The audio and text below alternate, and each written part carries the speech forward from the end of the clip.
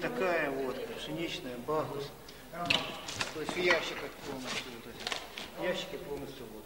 У перыяд з 30 кастрычніка па 13 лістапада гэтага года магілёўскімі мытнікамі былі праведзены некалькі спецыяльных мерапрыемстваў па выкрыццю парушэнняў эканамічнага характару. Месцам ажыццяўлення адной з такіх аперацый пад кодавай назвай «Акцыз» сталі раёны, што прылягаюць да Расійскай Федэрацыі.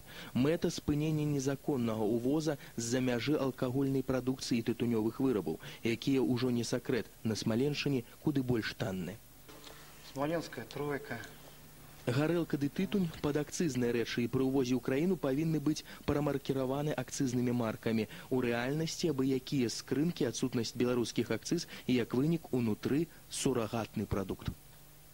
То есть капает даже. Капает. Но в машине невозможно дышать после этих водок. Это он попрочнее. То есть где-то на заводах, на самодельных, да, они штампуют. Видите, крышки вмятины. По закону одна особа, одна скрынка белой и блок папирос на душу вязуть куды больше. То есть прячут где-то под товаром или в нишах там автомобиля, под ковриками автомобиля, под сиденьями. Чтобы это не бросалось в глаза, и если при поверхностном досмотре ее не видно. 12 тысяч штук тытуню, 400 бутэлек горкай за час аперацыі, акрамя таго 1000 літраў спірту і 25 тонн чорнага металу. Мытнікі супрацоўнічаюць з праваахоўнымі органамі. Попадаются одни и те же фамилии, одни и те же виды, на одних и тех же транспортных средствах. То есть, кто этим уже постоянно занимается, налаженный рынок сбыта, тот в основном и возит.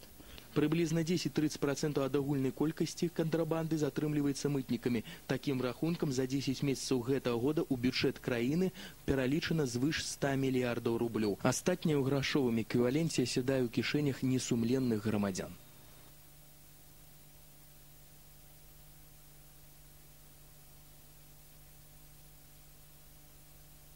Совсем с вашим ровесником. Ну давайте. Ну просто обратитесь.